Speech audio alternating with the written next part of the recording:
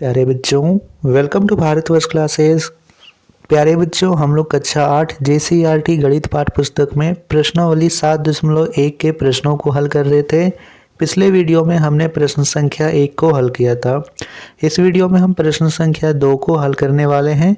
प्रश्न संख्या 2 दे रखा है, निम्नलिखित व्यंजकों के गुणनखंड कीजिए। तो देखिए, हमें इनका गुणनखंड करना है। सबसे पहला प्रश्न दे रखा है 3x घटाओ 36। इस प्रकार हमें प्रश्न दे रखा है। तो प्रश्न क्या है कि इनका गुणनखंड करना है। तो हमें प्रत्येक संख्या को गुणा के रूप में खंडित करके लिख देना है। जैसे यहाँ पे दे रखा है 3x, तो 3x कैसे मिला होगा? 3 को गुना x से किए होंगे तो 3x मिला होगा। तो 3 को अलग कर दीजिए, x को अलग, यानी हम 3x को 3 गुना x के रूप में लिख सकते हैं। तो यहाँ लिखेंगे 3 गुना x, माइनस है बीच में तो यहाँ बीच में माइनस लगा दीजिए। अब यहाँ पे है 36, 36 को गुणनखंड कीजिए। तो बच्चा यहाँ पे बताइए कितने लोगों को गुणनखंड आता है। चूँकि मैं गुणनखंड इसमें बताऊंगा तो यहाँ वीडियो हो सकती है थोड़ी लंबी हो जाए। मैं यहाँ पे एक आपको बता देता हूँ कि गुणनखंड करते कैसे हैं।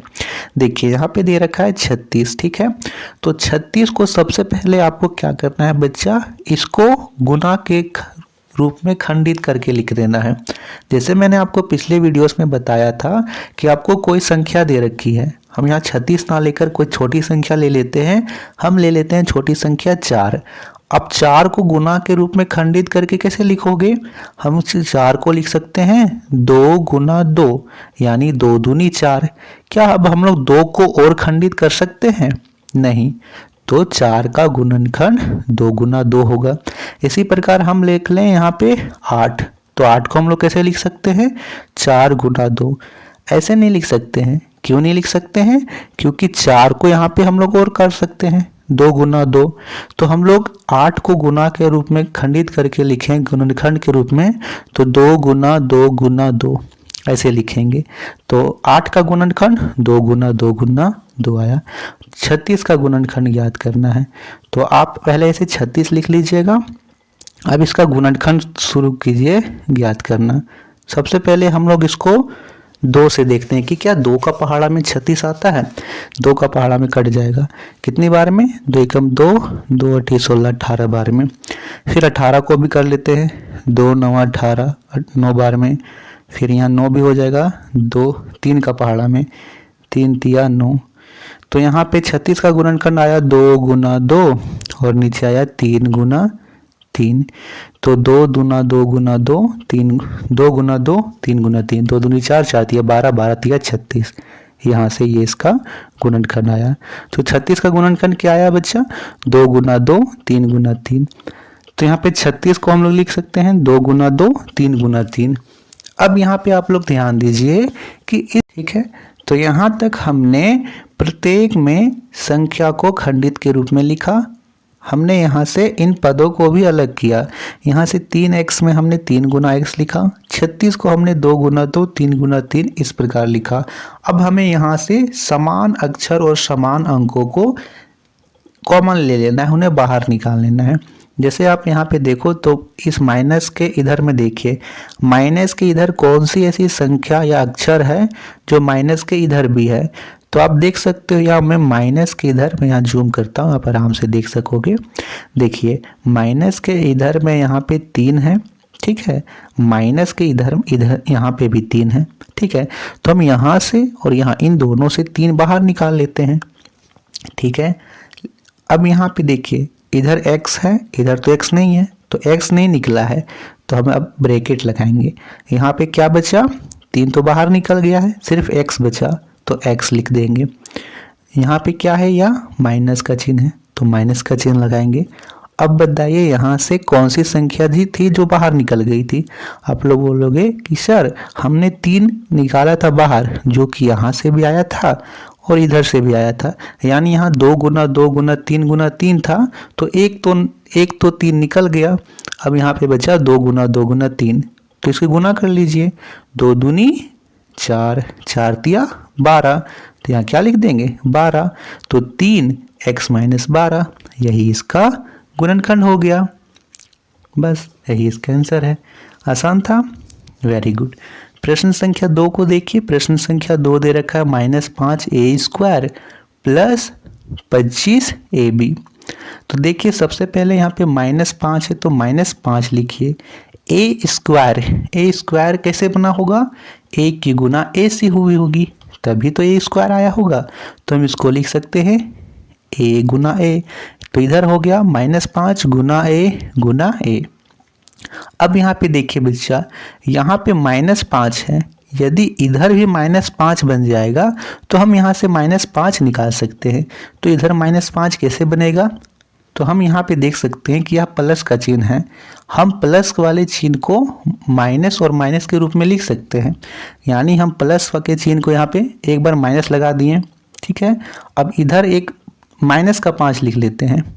अब यहाँ पे जब यहाँ -5 और यह माइनस मिलेगा तो यहाँ बीच में प्लस हो जाएगा, तो हम यहाँ पे -5 लिखें और इधर एक बार 5।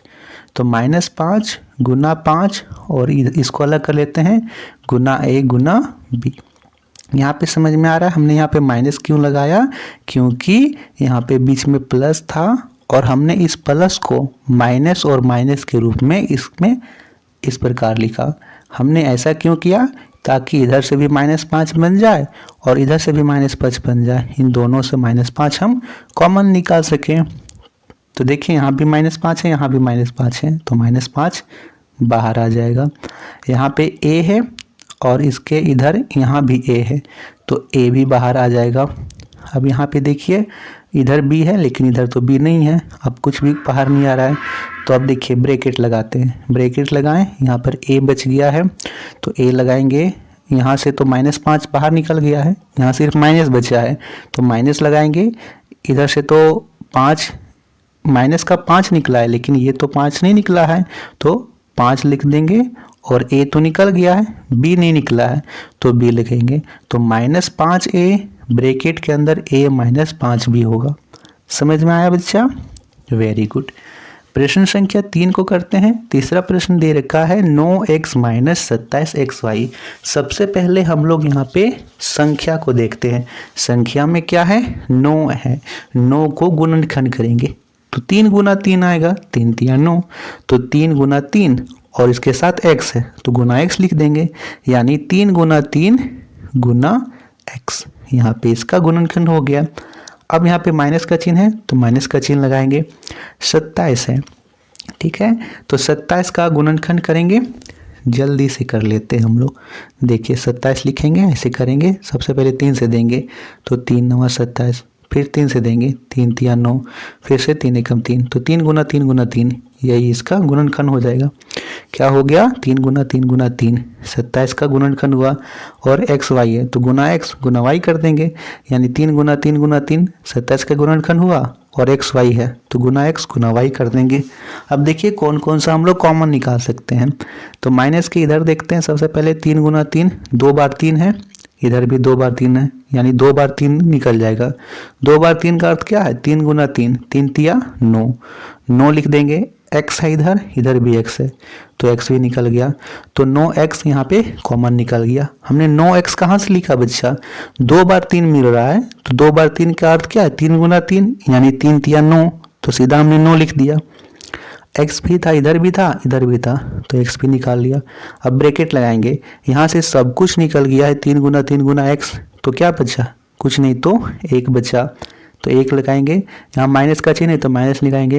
यहाँ से 3 गुना 3, 2 बार 3 निकल गया लेकिन यहाँ से 1 बार 3 बच गया, तो 3 और y, ठीक है, यहाँ से 3 और y बचा है तो 3y यही हमारा ब्रैकेट के अंदर बचेगा। तो 9x 1 - 3y यहाँ पे इसका उत्तर होगा। प्रश्न संख्या 4 को करते हैं। तो चौथा प्रश्न यहाँ दे रखा है 21x² y³ plus 27 x³ y²। यहाँ पे ये प्रश्न दे रखा है। तो सबसे पहले हम लोग इसका प्रत्येक में अलग अलग करते हैं, गुना के रूप में खंडित करके लिखते हैं। 21 को हम लोग कैसे लिख सकते हैं? 21 का गुणनखंड 3 गुना 7 होगा, तो 3 गुना 7 लिखेंगे। x² है यानी 2 बार x, तो x गुना x, y³ है तो y गुने y गुने y, इस प्रकार इसको हम लोग गुना के रूप में खंडित करके लिखें। अब यहाँ पे बीच में प्लस है तो प्लस का चिन्ह लगा देंगे और यहाँ पे 27 है। 27 को करेंगे तो हमने अभी किया था 3 गुना 3 गुना 3 आया था, तो 3 गुना 3 गुना 3 लिख देंगे। एक्स क्यूब है यानी एक्स 3 बार है तो एक्स गुना एक्स। वाई स्क्वायर है यानी वाई 2 बार है तो वाई गुना वाई। यहाँ पे आप देख सकते हैं 3 गुना 7 27, यहाँ पे 3 गुना 7 21 का आया। एक्स स्क्वायर तो एक्स 2 बार है, एक्स क्यूब तो एक्स स्क्वायर तो एक्स 2 बार है, वाई क्यूब तो वाई 3 बार है। 27 तो 27 को 3 गुना 3 गुना 3, एक्स क्यूब था तो एक्स 3 बार है और वाई स्क्वायर था तो वाई 2 बार है। अब कौन कौन सा हम लोग यहाँ से कॉमन ले सकते हैं। सबसे पहले यहाँ पे आप चिन्ह देखिए प्लस का है तो प्लस के चिन्ह के इधर कौन सी संख्या और इधर दोनों में समान होगी वही तो कॉमन आएगी। सबसे पहले 3 और इधर भी 3 तो 3 तो कॉमन आ गया। अब देखते हैं यहाँ 7 है, इधर 7 नहीं है, 7 तो नहीं आएगा तो संख्या में सिर्फ केवल 3 आएगी। अब यहाँ पे x 2 बार है, इधर भी 2 बार है तो एक्स स्क्वायर हो गया। अब यहाँ पे y 2 बार इधर है, इधर 2 बार है, यहाँ पे y 3 बार थी लेकिन इधर तो 2 ही बार है यानी 2 बार y आएगा तो y स्क्वायर, ये हमारा कॉमन आ गया। अब ब्रैकेट के अंदर क्या लिखेंगे जो बच गया है, तो इधर तो संख्या में 7 बच गई थी तो 7 लिख देंगे और x तो x 2 बार था तो ये तो निकल गया था। y 3 बार था लेकिन एक बार यहाँ पे y 3 बार था 2 बार निकल गया था तो एक y बचा तो 7y इधर बचा। यहाँ पे प्लस है तो प्लस लिखेंगे, ठीक है। अब यहाँ 3 बार 3 था लेकिन 3 यहाँ से एक बार ही निकला था तो कितना बार 3 बच गया, 2 बार 3। 2 बार 3 को गुना कीजिए यानी 3 गुना 3 तो 3 तिया 9 बच गया। यहाँ पे तो 9 लिख देंगे। x यहाँ पे 3 बार था 2 बार निकल गया, x 2 निकल गया था तो सिर्फ एक बार x बचा तो x लिख देंगे। y तो पूरा ही निकल गया था तो y में यहाँ पे कुछ नहीं बचा यानी 9x। तो 3x square Y square bracket के अंदर 7y प्लस 9x, यही इसका आंसर होगा, ठीक है। तो यहाँ से लाइन करके मैं यहाँ पे 5वें प्रश्न को करवाता हूँ।